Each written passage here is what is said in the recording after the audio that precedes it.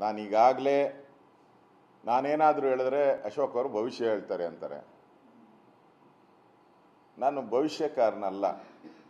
ನಾನು ಭವಿಷ್ಯಗಾರರ ಮನೆಗೂ ಹೋಗಿಲ್ಲ. ನಾನು ಸೈಂಟಿಫಿಕ್ ಆಗಿ ಹೇಳುವಂಥದ್ದು.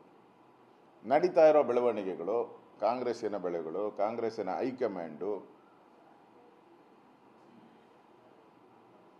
ಡಿ ಕೆ ಶಿವಕುಮಾರ್ ಅಸೆಂಬ್ಲಿಯಲ್ಲಿ ಹೇಳೋ ಅವಶ್ಯಕತೆ ಏನಿತ್ತು? ಸಂತಾಪ ಸೂಚನೆಯಲ್ಲಿ ಯಾರಾದರೂ ಒದ್ದು ಕಿತ್ಕೊಂತೀನಿ ಅನ್ನೋ ಪದ ಎಂದಾದರೂ ಇತಿಹಾಸದಲ್ಲಿ, ಕರ್ನಾಟಕದ ಸಂತಾಪ ಸೂಚನಾ ಇತಿಹಾಸದಲ್ಲಿ ಎಲ್ಲಾದರೂ ಬಂದಿದೆಯಾ? ಆ ಪದನ ಉಪಯೋಗ ಮಾಡಿದ್ರಿ ಅಂದರೆ ಯಾರಿಗೆ ಮೆಸೇಜ್ ಕೊಡಬೇಕೋ ಆ ಮೆಸೇಜನ್ನು ನೀವು ಕೊಟ್ಟಿದ್ದೀರ. ಮತ್ತು ಅವ್ರ ಪರವಾಗಿ ಬ್ಯಾಟಿಂಗ್ ಮಾಡುವಂಥ MLAಗಳು ರಾಮನಗರದಿಂದ ಹಿಡಿದು, ಮಾಗಡಿಯಿಂದ ಹಿಡಿದು, ಮಂಡ್ಯದಿಂದ ಹಿಡಿದು ದಾವಣಗೆರೆವರೆಗೂ ಹೋಗ್ಬಿಟ್ಟಿದೆ.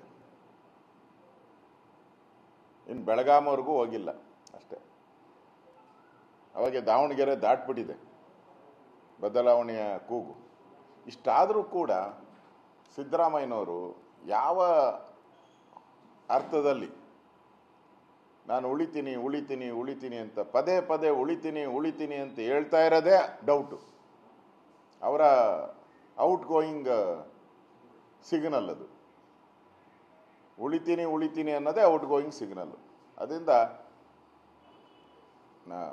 ಅಕ್ಟೋಬರ್ ಮತ್ತು ನವೆಂಬರಲ್ಲಿ ಖಚಿತವಾಗಿ ಈ ಸರ್ಕಾರ CM ಬದಲಾವಣೆ ಆಗುತ್ತೆ. ಒಂದು ರೀತಿ ರಾಜ್ಯದಲ್ಲಿ ಹಣ ಇಲ್ಲದೆ ಅಭಿವೃದ್ಧಿ ಕಾರ್ಯಗಳಾಗ್ತಾ ಇಲ್ಲ.